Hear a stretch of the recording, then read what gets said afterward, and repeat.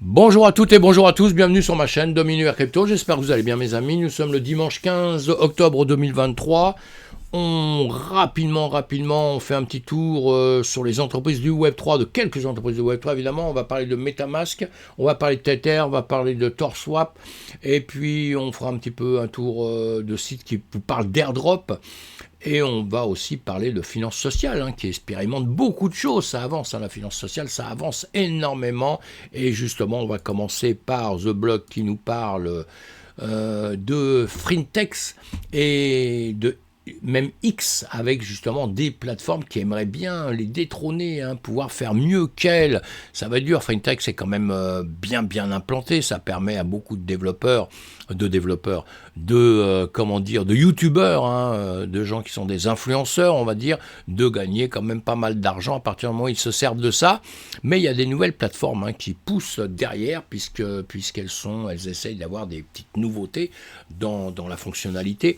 Et on a PostTech et on a Star Arena. Et il y a maintenant une nouvelle qui arrive, qui est New Bitcoin City. Donc il va falloir un petit peu s'interroger sur tout ça, voir ce que c'est. Moi je vous mets les liens là, comme ça vous allez pouvoir creuser un petit peu tout ça. En tout cas, on a un écosystème qui avance.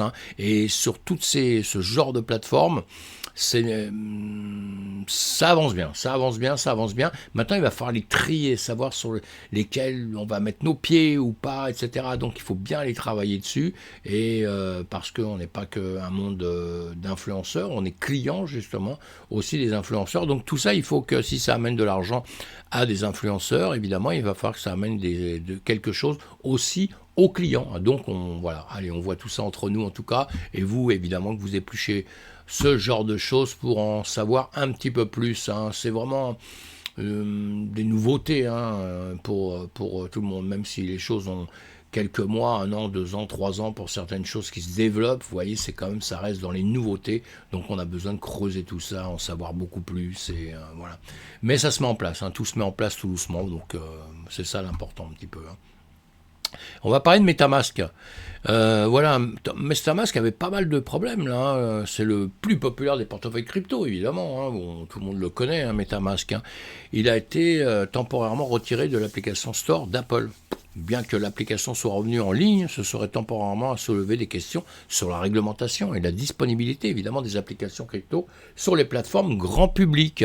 Ça pose quand même des problèmes de ça, que ça peut d'un seul coup être retiré ou quoi que ce soit. La suppression temporaire de MetaMask de l'Apple Store d'Apple pourrait avoir été un coup dur pour les utilisateurs d'iPhone pendant cette application pour accéder à leurs actifs cryptographiques. Vous avez compris, puisque vous avez vos actifs quelque part, à partir du moment où l'endroit où vous travaillez, il retire ça, vous n'avez plus rien. Alors cela soulève également des questions sur la stabilité et la fiabilité des plateformes d'applications mobiles pour héberger des applications liées à la cryptographie, évidemment.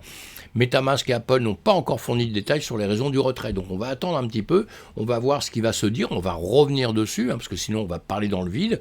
Mais voilà, moi ce que je peux te dire sur ce genre de choses, d'incidents qui arrivent, eh bien on a des clés privées, on doit protéger notre argent. Si vous ne savez pas comment faire, on le fait entre nous, et puis je vous explique comment faire, mais sinon on peut trouver sur tous les réseaux sociaux, tout le monde explique ça maintenant. C'est plus une nouveauté, c'était un peu une nouveauté tout au démarrage, on se demandait ce que c'était, clés publiques, clés privées, etc. Ça nous change du monde traditionnel, mais vous devez connaître tout ça quand vous, effectivement, vous entrez dans le domaine, dans le monde, dans l'univers de la crypto-monnaie. C'est très important. Allez, on continue d'avancer. On a Tether. Moi, je vous mets tous les liens, tous les sites que je vous donne. Je vous mets les liens, comme ça, vous pouvez aller visiter leur site, puis aller voir un petit peu tout ce qu'ils nous disent. Ils sont beaucoup plus habilités pour parler de leur société que nous autres qui faisons des commentaires dessus, évidemment. C'est vous qui devez aussi faire un travail d'approche, qui est toujours important. Alors, un petit résumé de ça, de Tether. Qu'est-ce qui leur arrive actuellement, qu'on peut trouver, toutes les explications chez eux, justement. Paolo Arduano.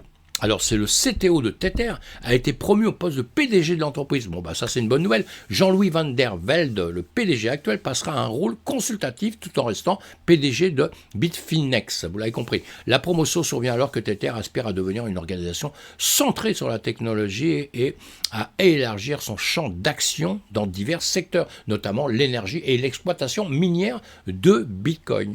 Cette transition de leadership à Tether intervient à un moment critique pour l'entreprise. Non seulement elle aspire à être plus qu'un simple émetteur de stablecoin, mais elle se lance également dans de nouveaux domaines comme la production d'énergie et l'extraction du Bitcoin. La promotion d'Arduino semble alignée sur cette vision. Étant donné son rôle en tant que CTO et son implication dans les projets technologique, l'entreprise semble vouloir capitaliser sur les compétences d'Arduino pour guider sa transformation en une organisation centrée sur la technologie. Arduino a déjà une feuille de route impressionnante avec l'entreprise.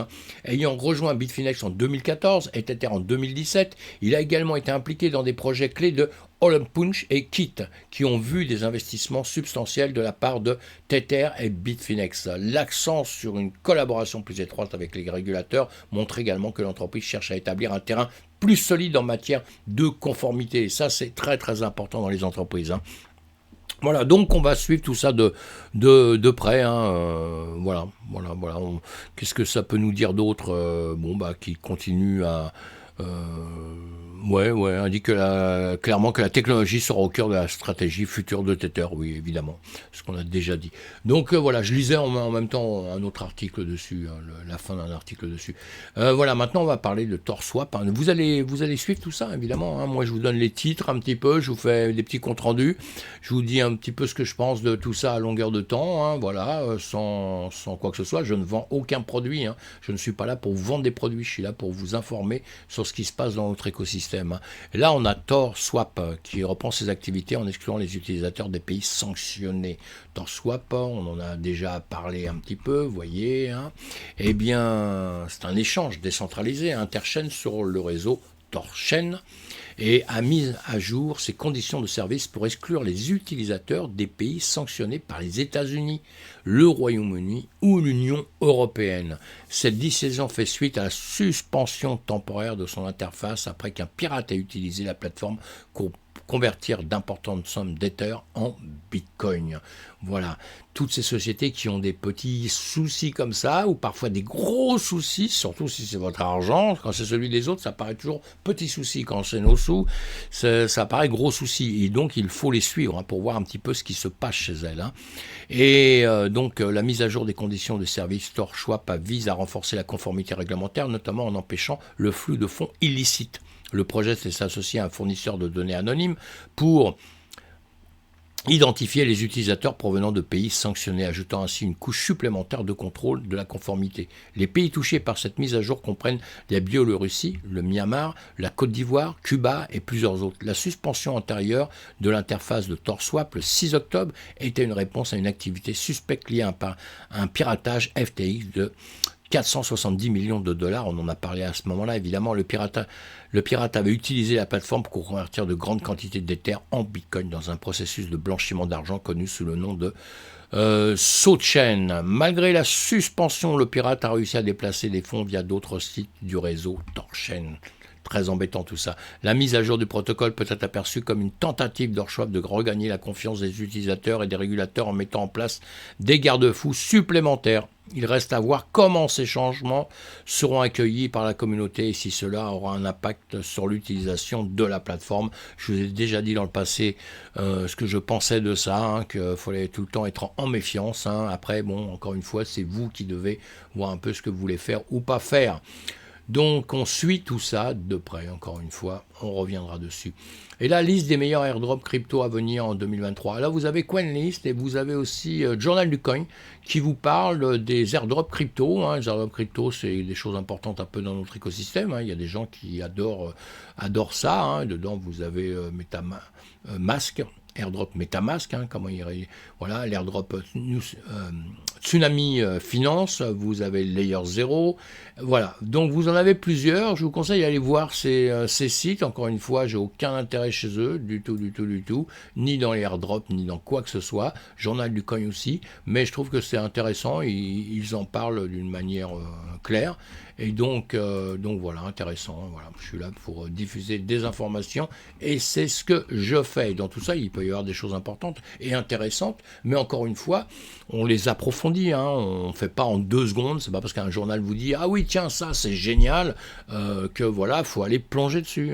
Pour plonger dessus, on va découvrir ce que c'est, le pourquoi du comment, ce qu'ils vont vous donner, ce que ça va vous apporter, et si vous avez un risque ou pas un risque de faire quelque chose, et déjà en voyant l'entreprise entreprise qui balance quelque chose? Est-ce que c'est quelque chose qui existe depuis quelque temps, qui est connu, reconnu, ou est-ce que c'est justement une petite entreprise nouvelle qu'on ne connaît pas, qu'on n'a jamais vue, qui vous disent voilà, donnez-moi ci, donnez-moi ça, et je vais vous balancer 2-3 trucs, je vais vous faire des cadeaux, et on ne sait pas qui fait le cadeau à l'autre, hein, voyez. Donc on fait très attention à tout ça. Et en plus, qu'est-ce qu'un airdrop de crypto-monnaie? Vous voyez, dans ces articles, vous avez de quoi un petit peu vous informer. Bon, voilà pourquoi je vous mets ça. Ça me paraît essentiel, l'information dans notre écosystème. Donc pensez à vous abonner à ma chaîne. Si vous n'êtes pas abonné, si vous êtes abonné, mille merci mes amis. Et sinon, on se retrouve sur une autre vidéo de manière différente pour avancer dans notre écosystème. Bye bye, faites attention à vous, soyez prudents. On ne fait pas n'importe quoi.